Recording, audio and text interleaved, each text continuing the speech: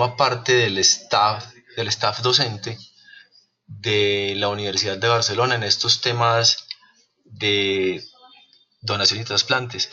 Así pues que le damos la bienvenida para que nos comparta este tema de cómo afrontar las familias en esta difícil situación.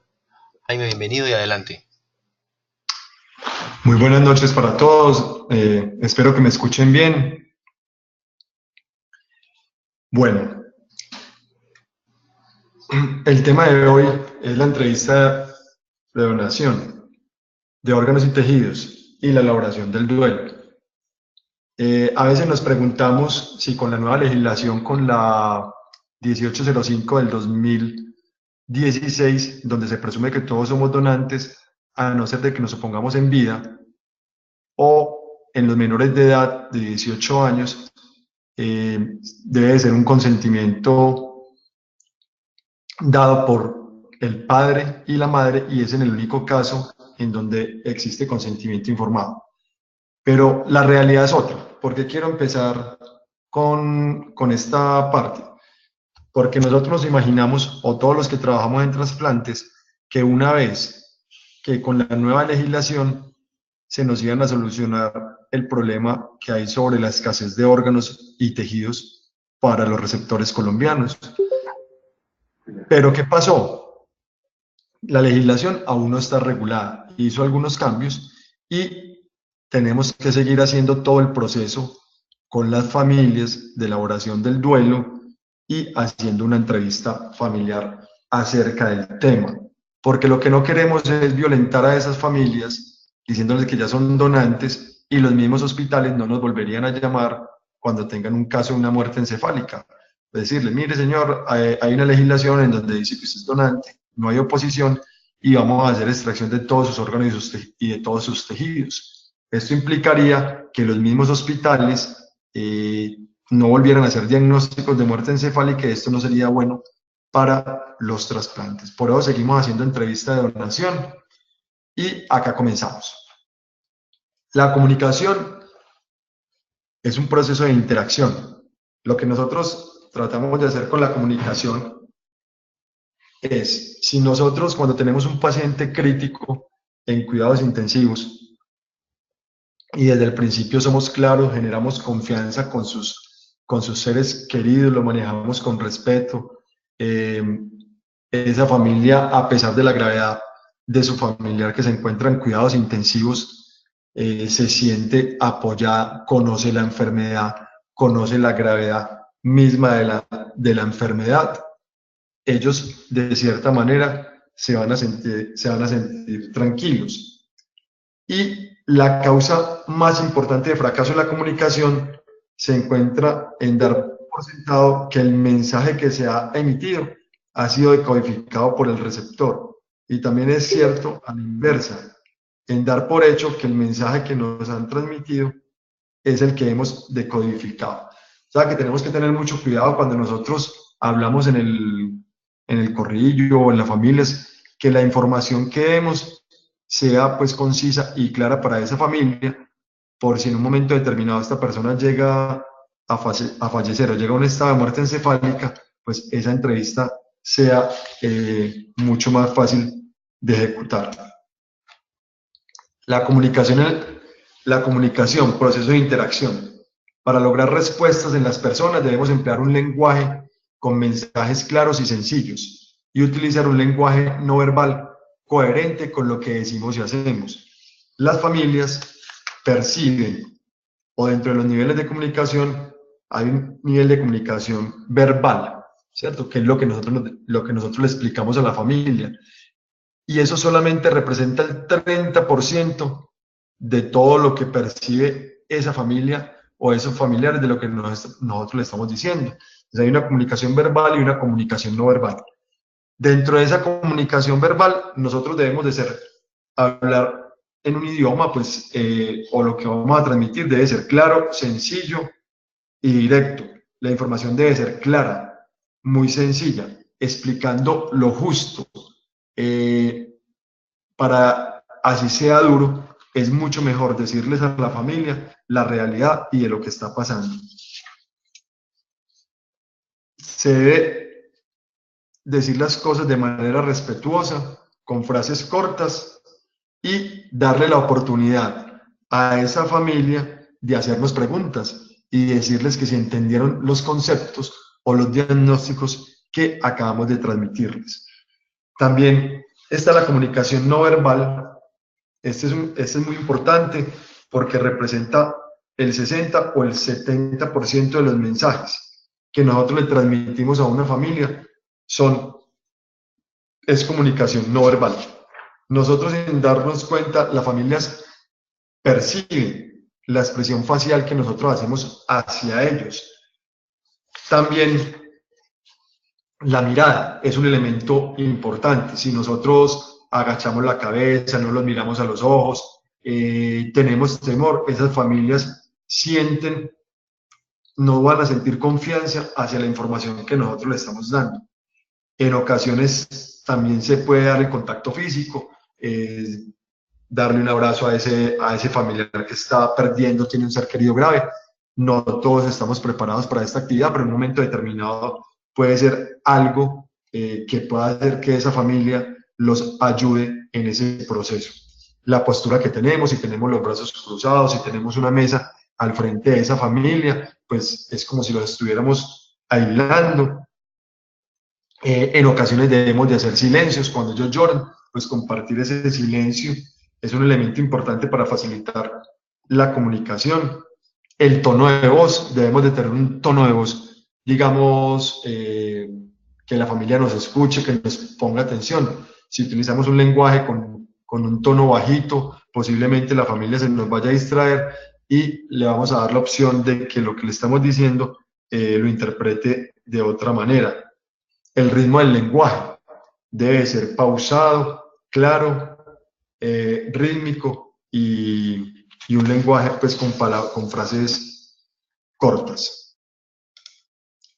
La comunicación, dentro de las técnicas de comunicación, ¿a qué nos ayudan estas técnicas de comunicación? Uno, nos van a mejorar la relación con la familia. Si nosotros tenemos en cuidados intensivos un paciente crítico, donde la información es poca hacia la familia o la familia no sabe la enfermedad que tiene o no tiene claro, o llegan varios familiares, muchas veces el médico tratante le ha explicado lo suficiente a un ser querido, pero llega un primo, un hermano o llega el padre de otra ciudad y a veces nosotros le decimos, no, pregunte, es que yo ya les he explicado muchas veces, yo ya le he explicado al padre o al hermano que ha venido acá todos los días, pues eso de cierta manera va a desmotivar a ese ser querido que acaba de llegar. Nos toca no es solamente la comunicación, sino esa ayuda que queremos darle a la familia, esa buena relación. Eso también nos ayuda a disminuir el número de demandas que se pueden presentar hacia una institución. Esa buena empatía que hacemos, médico, familiares del paciente en estado crítico, ayuda a disminuir las demandas institucionales. Conocer más sobre el proceso de la donación y mejorar la percepción del tratamiento recibido. Darle claridad que un paciente que está en cuidados intensivos es porque está muy grave y que el tratamiento y la mejoría es lenta y que a veces se pueden demorar 4 o 5 días, una semana, a veces se pueden demorar meses para mirar a ver la respuesta al tratamiento médico. Debemos de darle claridad a las familias en este tema. Estudios han hallado que la realización de una buena entrevista familiar por un experto es un factor que condiciona el consentimiento para llevar a cabo un proceso de la donación. Es importante que quien vaya a hacer una entrevista de donación sea una persona capacitada y entrenada. Eso no quiere decir de que el médico intensivista o el médico tratante no puedan comunicarle a la familia de ese ser querido que ha fallecido para que la familia acepte esta donación. Pero, ¿qué pasa? El médico tratante está enfocado en sacar adelante a ese paciente, ya sea el neurocirujano o el médico intensivista, y hacer todo lo posible por sacar a este paciente con una enfermedad grave, sacarlo de ese estado. Esa persona se puede sentir frustrada en el momento en que pierda a su paciente y se le haga un diagnóstico de muerte encefálica. Entonces, lo que se recomienda es que el médico intensivista, médico tratante o neurocirujano es informar a la familia del diagnóstico y el estado en que se encuentra. Y posteriormente llegar el coordinador de trasplantes hablarles sobre el tema de la donación. Ahora vamos a hablar sobre el duelo. El duelo es un conjunto de reacciones físico-fisiológicas de origen biológico que se desencadena generalmente por la pérdida de un ser querido. Entonces nos vamos a afrontar a familias que en el momento en que ustedes le informen que ese ser querido está grave y que la probabilidad de muerte o de fallecimiento es alta, pues esa familia se va a poner, va a tener unas reacciones fisiológicas, físico-fisiológicas, donde la persona puede llorar, puede reírse, se puede tornar agresiva, puede decirle, doctor, haga todo lo posible. Inicialmente puede entrar en una fase de negación. El que es capaz de encontrar sabrá también separarse. De igual modo que la separación es el prerequisito de todo encuentro. Y acá venimos a responder las necesidades de la familia. Cuando una familia pierde un ser querido, pues esta familia va a estar triste, va a estar adolorida, no sabe qué hacer. Y de ahí, digamos que hay un camino, pues que es el del luto, que es hacer el entierro, donde se hace una participación por amigos y vecinos, y es una participación en un ritual. Y viene la parte del duelo, que en esta parte del duelo es importante decir que los seres humanos sufren una pérdida, es la más temida, es dentro de esas pérdidas la más temida es la pérdida de la vida. Tanto es así, como si uno, o sea, si perdemos a un ser querido, sea la madre o el padre, eso va a ser, es algo que nosotros no queremos ni imaginarnos, es una pérdida dolorosa. Y debemos de tener o estar preparados para dar respuesta a una situación de estrés, donde la familia nos va a confrontar, nos va a hacer preguntas, nos va a decir por qué no se salvó, qué fue lo que pasó. Entonces, si nosotros preparamos bien a esa familia desde el principio, desde la gravedad misma de la enfermedad, y le vamos explicando todos los pasos, lo que se ha hecho, el tratamiento que ha recibido, el procedimiento quirúrgico que se le hizo, la tomografía, los exámenes, y que se le hizo todo lo posible para salvarlo, y que finalmente llegó fue a un estado de muerte encefálica, no por falta de una buena atención médica, sino que fue la misma enfermedad lo que lo llevó a ese estado. Es posible que la familia elabore el duelo mucho más rápido, va a estar tranquila y en un momento determinado va a aceptar la donación, que en este caso es uno de los objetivos. El duelo, el ser humano tiende naturalmente a establecer fuertes lazos afectivos con otros. Cualquier situación que suscite la pérdida de esos lazos provocará reacciones de magnitud proporcional a la intensidad del lazo creado. Por ejemplo, si nosotros tenemos una pareja de jubilados, una pareja de ancianos de 70, 80 años que han vivido toda la vida y fallece uno de ambos, fallece uno de los dos, para esta familia va a ser algo muy doloroso, porque tenían sus funciones dentro de la casa divididas, unos hacían unas actividades, otros hacían otras actividades. Por ejemplo, si el hombre era el que sostenía la casa y la mujer era la que hacía todas las actividades domésticas y la mujer es la que fallece, ese ser querido, ese hombre que queda, que no está acostumbrado a arreglar la casa, a hacer los oficios, ni a hacer todas esas actividades, esa persona llega a pensar que se le acabó la vida, ¿qué voy a hacer? Yo no sé hacer de comer, me va a tocar aprender a mercar, yo a la edad que tengo, venir a hacer actividades que nunca en mi vida he realizado, eso se le puede convertir en un mundo. Determinantes en la elaboración del duelo, pues el tipo de relación afectiva con el fallecido, pues no es lo mismo que un padre pierda a un hijo de 18 años a que una persona que llevaba 8 o 15 días hospitalizada por un cáncer en una sala de cuidados intensivos y tenga 70 años, pues esa muerte o ese duelo va a ser menor al de perder un ser querido por una muerte violenta. La misma duración de la enfermedad, las enfermedades crónicas son mejor aceptadas por las familias porque quieren que ese ser querido descanse. El grado de parentesco, ya lo habíamos mencionado, si es de padre a hijo o de madre a hijo, o si son esposos. El aspecto del cadáver como tal, pues no es lo mismo una muerte violenta a una muerte natural.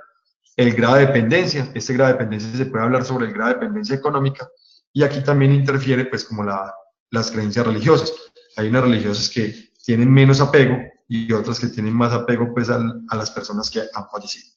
Dentro de las fases del proceso de duelo está la negación, hay una ira, una negociación, depresión y una aceptación finalmente.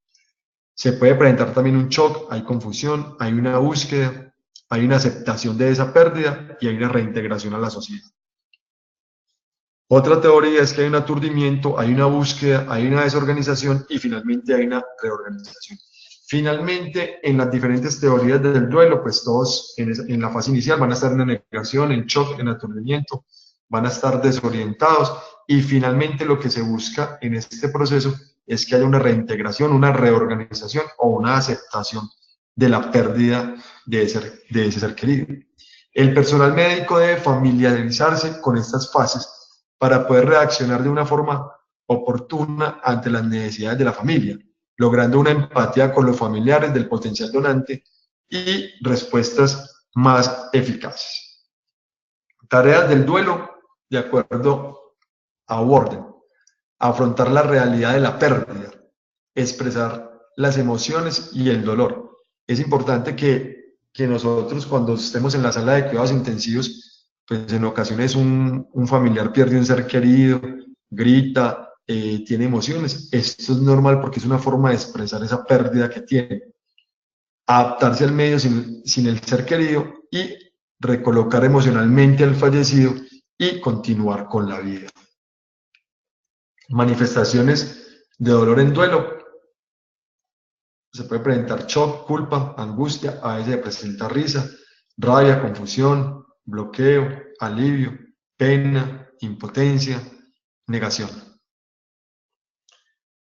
Este es un papel muy importante, el papel del profesional en el duelo. A la mayoría de nosotros cuando estudiamos medicina no nos preparaban para dar malas noticias o para afrontar la muerte como tal. Entonces, cuando nosotros afrontamos una familia que ha perdido un ser querido, nosotros nos sentimos incómodos. Hay varios estudios en donde se ha encontrado que el personal médico y el personal de la salud, aproximadamente en un 50% a un 60%, le incomoda de cierta manera dar malas noticias a los familiares de los seres queridos. Y en un mayor porcentaje hablar de la donación, casi en un 60, en un 70%, nos sentimos incómodos a la hora de hablarle a una familia sobre el tema de la donación. El personal médico debe tener resueltos sus propios conflictos ante la muerte para poder enfrentar el diario vivir con las familias de los potenciales donantes. Sin esto, es muy probable que no sean capaces de hablar con la familia y apoyarles en los primeros momentos del proceso del duelo. Determinantes del profesional en el duelo, entonces. 1. Si no estamos preparados en el manejo del duelo, nos va a ser difícil realizar esta actividad. Se nos presenta dificultad en comunicarnos con las familias. Tenemos miedo al contacto con las familias de los potenciales donantes. Miedo a no saber qué hacer para ayudar. La tensión que genera. Huida tras la comunicación de malas noticias. Falta de experiencia y actitudes personales hacia la donación y condicionamiento por creencias culturales o religiosas. Entonces, en muchas ocasiones cuando fallece una persona, simplemente a veces delegamos la función de quién le va a informar a la familia, entonces termina siendo la enfermera jefe, un auxiliar, llame a la familia, falleció, y muchas veces no le damos esa ayuda que necesitan las familias. Cuando hablamos del el tema de donación y de la entrevista de donación, algo de lo que ha pedido el Instituto Nacional de Salud es que volvámonos de cierta manera una fuente de apoyo a esa familia que ha perdido un ser querido, ayudarlos en lo posible, ayudarlos en ese duelo, ayudarlos a elaborarlo, no a elaborarlo del todo, pero sí dándoles una ayuda que la familia se sienta tranquila y una vez llegue el coordinador de trasplante o la persona que va a hacer la entrevista, pues ya haya un camino recorrido y sea mucho más fácil hacer la entrevista de donación.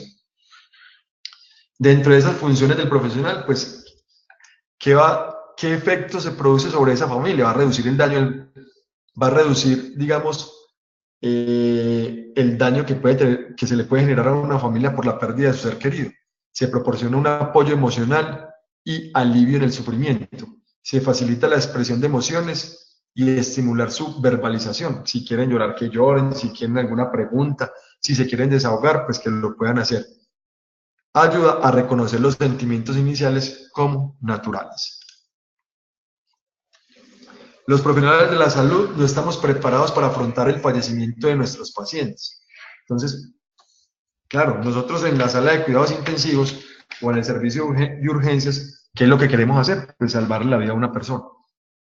Pero es claro que cuando tenemos un paciente crítico con un daño cerebral severo, pues la posibilidad de salvarlo es mínima y esta persona pues finalmente va a fallecer. Pero hay otros casos, como por ejemplo con el accidente cerebrovascular en personas jóvenes o malformaciones arteriovenosas, en donde una persona sufre una malformación congénita, tiene una malformación, un aneurisma cerebral, y esta persona es operada con muy buena recuperación, 2 o 3 días en UCI y de un momento a otro presenta un colapso, se cerró la arteria o se reventó, hizo un accidente cerebrovascular y finalmente la persona fallece en muerte encefálica. Para nosotros o para el médico tratante o para nosotros mismos, pues es muy doloroso ver cómo una persona que se había recuperado de su procedimiento quirúrgico, pues al segundo día o tercer día de su tratamiento fallezca y después hacerle una entrevista para que sea donante. En Colombia, pues el Instituto Nacional de Salud pues ha hecho algunos cursos con algunos intensivistas y ha formado a algunos médicos en la comunicación de malas noticias, en el proceso del duelo y también pues en el proceso de la donación como tal. Y aquí viene la entrevista de donación en el contexto del duelo. Entonces, una vez, ¿hasta dónde llega el papel del intensivista? El papel del intensivista es atender a la familia, realizar el diagnóstico de la muerte encefálica, explicarle a la familia qué significa la muerte encefálica, ayudarlos en lo que pueda, acompañarlos. Y una vez se tiene ese diagnóstico de muerte encefálica, digamos que acá se viene la entrevista de donación, que digamos que aquí es donde viene el ciclo de la vida. Teníamos un paciente, ahora tenemos un fallecido, y en este caso hay dos caminos. Uno, que no sea donante y se van a perder todos esos órganos y todos esos tejidos. Y el otro, convertir a esa persona en un potencial donante para que pueda ayudar a otras personas.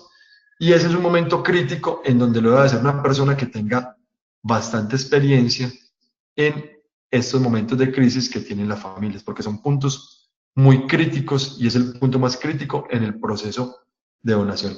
El entrevistador debe tener experiencia y destreza para motivar positivamente a los familiares frente al tema de la donación en un momento de crisis.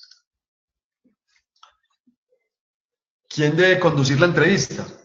Entonces, si el intensivista o el médico tratante logró una gran empatía con la familia y se siente en condiciones de hacerlo, pues el intensivista debe dedicarle, la entrevista no es algo de 5 o 10 minutos, es un proceso que dura más o menos media hora, una hora, donde se debe seleccionar bien a la familia, a quién se le va a hacer la entrevista. A veces le damos la información no a la persona más allegada, puede tener 3 o 4 hijos. En cambio, nosotros en la parte de coordinación de trasplantes o el médico que va a hacer, o el médico operativo, pues espera a que llegue toda la familia.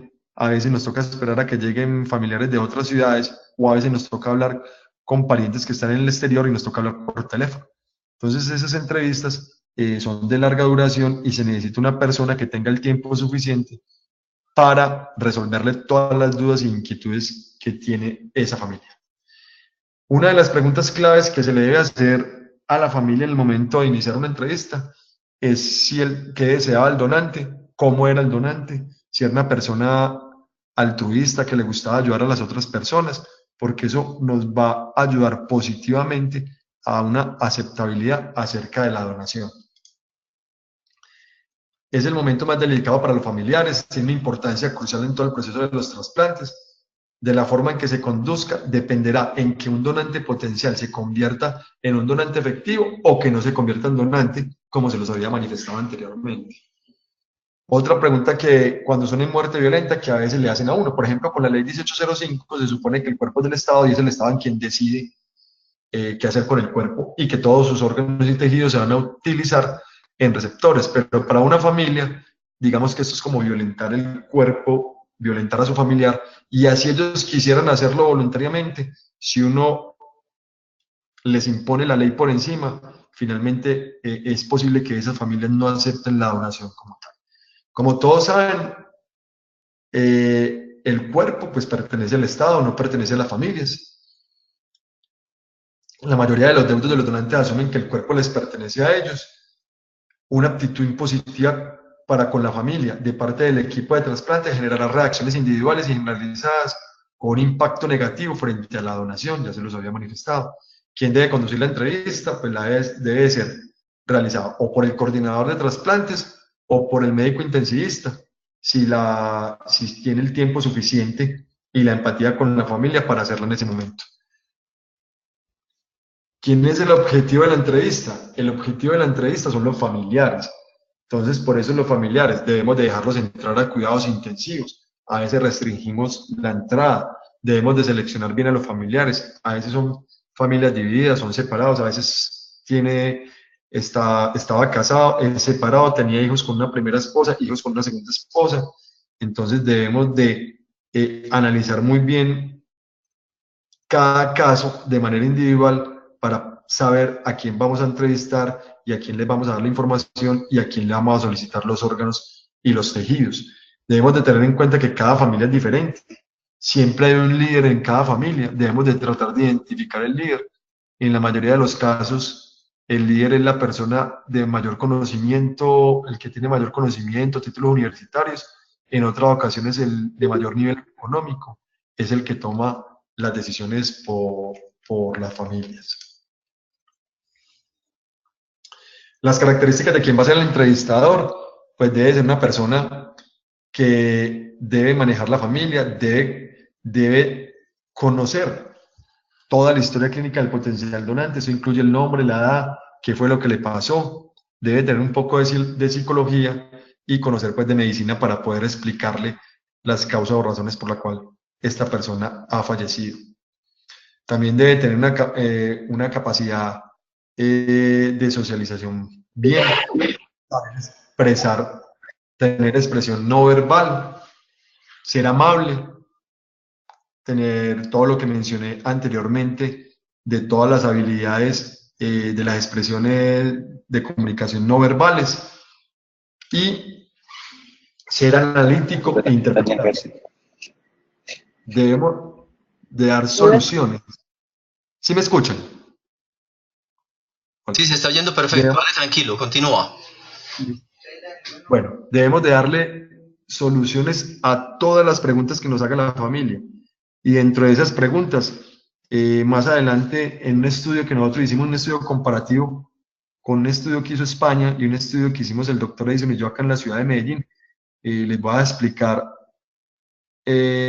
cuáles son las principales causas de negativo en la ciudad, en Colombia, y cómo las podemos atacar. Es importante, y esto pues es lo que recomiendan los libros, pero que nos hemos encontrado en la realidad, que en los hospitales, en la mayoría no hay un sitio adecuado donde tengamos una oficina limpia, con vasos de agua, con aspirinas, con un teléfono, donde puedan hacer llamadas a sus seres queridos, donde podamos reunir a casi 10 o 8 personas para explicarles todo lo del proceso de la donación y hacer esa entrevista. Es un poco difícil, pero eso influye. No es lo mismo tener una oficina desorganizada en donde esa familia se va a sentir incómoda, donde hay escritorios y se generan barreras hacia esa familia para la aceptación de la donación, que tener un lugar limpio con flores, aunque esta mesa, de cierta manera, no debería existir porque genera una barrera hacia la familia. La entrevista se va a hacer en círculo, donde se pueda hacer contacto físico, donde todos puedan opinar y donde quien va a hacer la entrevista simplemente es una persona que soluciona dudas, informa a la familia y les está diciendo que lo que está haciendo, que lo que van a hacer es un acto humanitario, es un acto altruista y que lo que van a hacer es ayudar a otras personas y que en un momento determinado de la vida podría ser un familiar nuestro, un vecino o un amigo quien necesitara un órgano y que esa ayuda que ellos van a hacer es algo que finalmente Dios y los amigos y los receptores y la misma sociedad se los va a agradecer. También tenemos que respetar todo lo que sean los principios éticos, respetar lo que es la autonomía, respetar la decisión de la persona, no maleficencia, que haya justicia en la distribución de los órganos y tejidos con equidad y justicia, beneficencia, hacer el bien a otras personas, anonimato, que no, pues que al otro día vea donante en X clínica de la ciudad de Colombia y trasplantar el corazón en tal parte y finalmente se filtra. Acá en Colombia en ocasiones se ha filtrado esa información y no es bien vista por los receptores ni por las familias donantes. Entonces en Colombia se debe garantizar que tanto el donante como el receptor no se pueden conocer ni dar nombres. Lo ideal, cuando el médico coordinador de trasplantes llega a la sala de cuidados intensivos, pues ser presentado a la familia por algún miembro del equipo tratante, observar las reacciones al momento de la notificación del diagnóstico de la muerte. Cuando se está con ellos, ofrecer y aclarar dudas, ya se los voy a mencionar, utilizar un lenguaje sencillo y no olvidar el lenguaje no verbal. Hacer preguntas abiertas, un diálogo, estar seguro en toda la información que se le da, preguntarles que se entendieron el concepto de muerte y sus implicaciones. A veces nos hemos encontrado lo siguiente, y suena pues, el médico tratante y el neurocirujano le explicaron a la familia en términos muy médicos que su familiar estaba en muerte encefálica. Y cuando uno les pregunta a la familia que si saben qué es muerte encefálica, muerte cerebral, ellos dicen sí, que está conectado a una máquina. Y usted sabe lo que significa eso, y le dicen a uno que no. Entonces miren la importancia de preguntarle a la familia si entendió bien el concepto y que si el concepto de muerte cerebral lo interpretan como si su ser querido ya falleció. Porque si la familia no ha entendido el concepto de muerte y de que su ser querido falleció, no podemos hacer ningún acercamiento de entrevista a la donación. De entrada sería una negativa.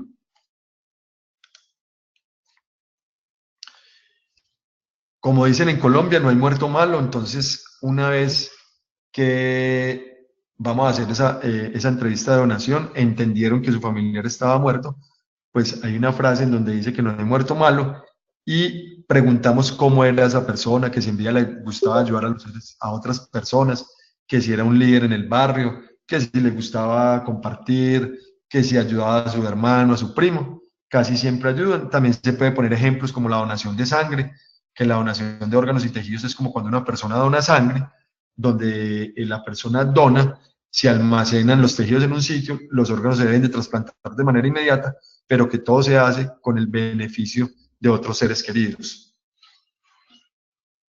Ya se los había mencionado, como era su hermano, padre, amigo, le gustaba ayudar a otros. No ser rígidos en las normas de UCI, ya también se los había mencionado, permitir el ingreso.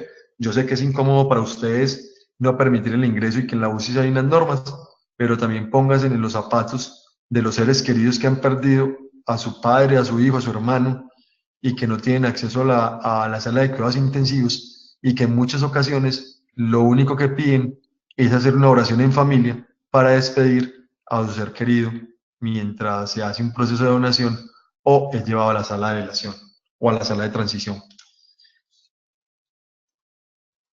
Dentro de las principales negativas que nosotros tenemos es temor por la integridad del cuerpo, que se va a presentar una desfiguración del cuerpo cuando hacemos un procedimiento quirúrgico. Hay que dejarle claro que se respetan y que las incisiones todas son quirúrgicas, que no queda con ningún tipo de desfiguración. Casi todas las religiones están de acuerdo con la donación. Es más, el Papa Juan Pablo II estaba de acuerdo con la donación y dijo que él quería ser donante.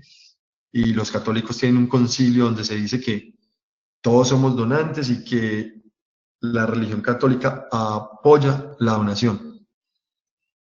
Importante asesorarlo en el trámite legal.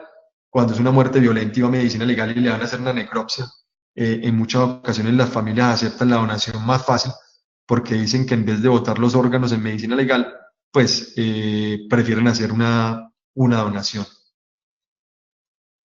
A veces se pueden presentar quejas en el sistema de salud, pues que fue mal atendido, que no le hicieron los exámenes de laboratorio adecuados, y todas estas quejas se pueden revertir dando unas buenas explicaciones, mostrándole los exámenes de laboratorio, conociendo la historia clínica y explicándole a la familia que se hizo todo lo posible y que las instituciones de salud están por ayudarles a las familias perdón, a las personas y no por hacerles un mal.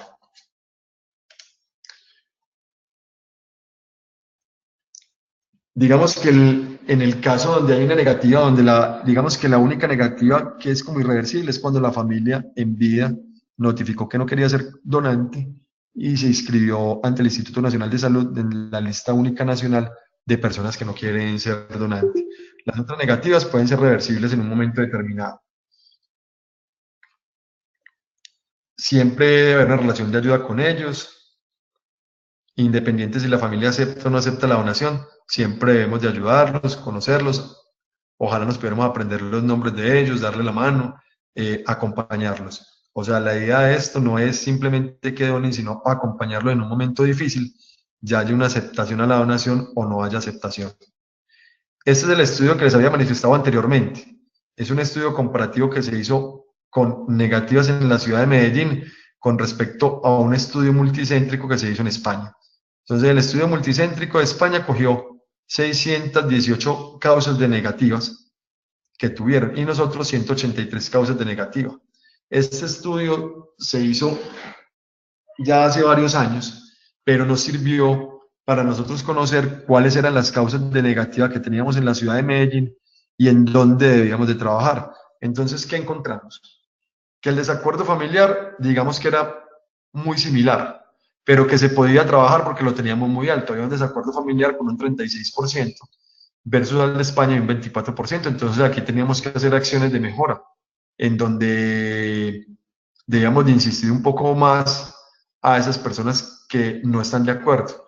Hay que recordar que nosotros tomamos donantes solamente con el 100% de la aceptabilidad de la familia, mientras se reglamenta la ley 1805 y ya nos diga cómo trabajar. Pero miren la gran diferencia que encontramos acá en cuanto a la integridad del cuerpo. O sea que en España solamente el 4.8% de los entrevistados o las negativas fueron el 4.8% por integridad del cuerpo. Las de nosotros fueron del 29%. ¿Qué significa esto? Que nosotros en el momento de hacer la entrevista no supimos o no teníamos la técnica o no hacíamos el proceso adecuado para explicarle a esos familias que perdieron un ser querido que esa persona que falleció no se iba a presentar un daño físico del cuerpo para hacer una donación. Esta es otra que también es muy importante. En España solamente el 5.8%, aproximadamente el 6%, negaban porque no habían hecho una elaboración del duelo. La de nosotros es del 13%. ¿Qué significa eso? Lo mismo, o sea, hacíamos la entrevista en un momento no adecuado, en donde la familia posiblemente no había entendido la muerte, no la quería entender, o no habíamos utilizado las técnicas que hay pues, para hacer una buena entrevista de donación. Negación en vida, pues en España ya pues casi que la familia o una persona en España ya es consciente y toma la decisión en vida de no donar y no quiere donar. Es el porcentaje más alto de lo que ellos tienen. Ya esa familia tomó esa decisión. Pero, por ejemplo, acá nosotros en este estudio, solamente el 13% de, de las 183 negativas fue una negación en vida. O sea que con la nueva legislación, posiblemente todos estos hubieran sido donantes. ¿Por qué? Porque sola la persona fallecida tomó su decisión en vida y solamente el 13% no quería donar. O sea que las otras causas posiblemente no se tomarían en cuenta si se aplicaría la nueva ley. Creencias religiosas fue muy similar y lucro económico en los trasplantes también fue muy similar. Uno pensaría pues que esto fuera diferente, pero fue muy similar. La cultura de donación en Medellín, pues este estudio se hizo en el año 2009 con un 19.6% de negativas. La negativa actual en el año 2017 y en lo que va recorrido el 2018, la negativa aproximadamente para órganos está en un 25% y negativas para la donación de tejidos fallecidos en muerte encefálica actualmente está por ahí en un 50%. O sea, de los que aceptan la donación de órganos y no aceptan la donación de tejidos es aproximadamente un 50%. Tenemos que trabajar más. Todavía tenemos tabús, todavía tenemos temores. Cuando el entrevistador tiene un temor o hacia la donación, la familia lo percibe y esto lo lleva hacia una negativa. Digamos, esto era lo que yo les quería manifestar. Les quería pues contar acerca de la entrevista. Si tienen preguntas o dudas acerca del tema, con gusto pues se las puedo resolver. Hola.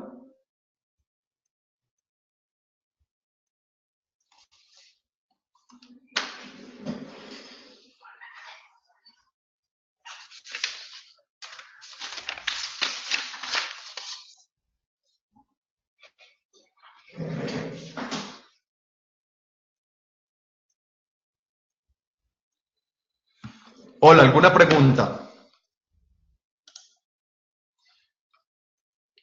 ¿Tienen de pronto alguna pregunta?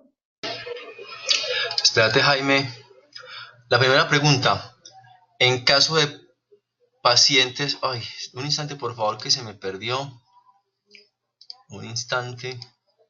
En caso de pacientes fallecidos que conviven con dos familias.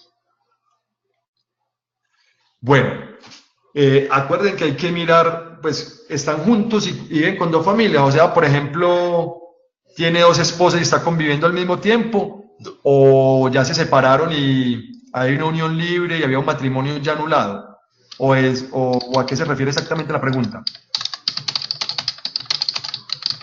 Doctor, ¿nos amplía por favor la pregunta?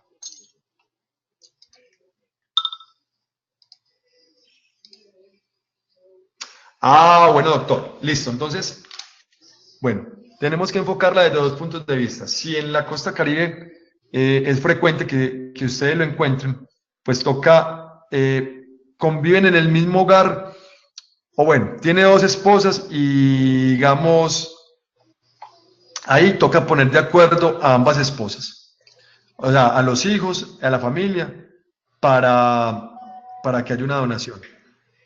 ¿Qué es lo que pasa? Como la ley 1805 del 2016 aún no está vigente, los hospitales y la red de donación y por intermedio del Instituto Nacional de Salud tomaron la determinación de que se debe, no hablan de entrevistas, sino de notificación de la ley y un apoyo a la familia. Pero si en un momento determinado, yo que le digo a la familia, mire, su ser querido acaba de fallecer, les digo todo lo que les mencioné en la conferencia, y les explico que existe la ley 1805 y que va a ser donante y que puede ayudar a muchas personas, y vemos que para esa familia se pone violenta y agresiva, entonces paramos el proceso y no se puede hacer.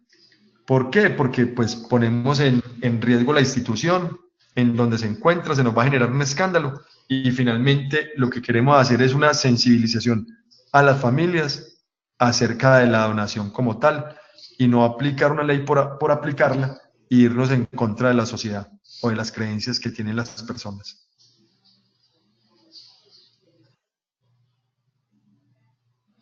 Hay otra pregunta.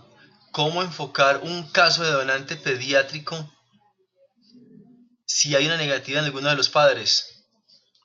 Bueno, eso se lo van a ampliar eh, en la charla de legislación, pero le puedo pues contestar la pregunta. No se los mencioné. En la ley 1805, en el único caso donde se necesita consentimiento informado y por escrito, con registro civil del fallecido y con cédula de los padres, y se necesita la firma de ambos, son en los donantes menores de 18 años. O sea, que en todo fallecido menor de 18 años o cualquier donante pediátrico se necesita el consentimiento informado de ambos padres con verificación del registro civil del fallecido.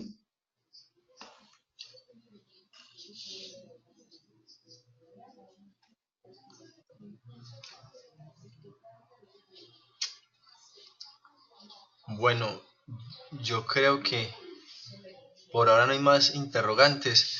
Si durante el transcurso de la semana surgieran más preguntas, doctores, los invito a que formulen las preguntas a través del foro.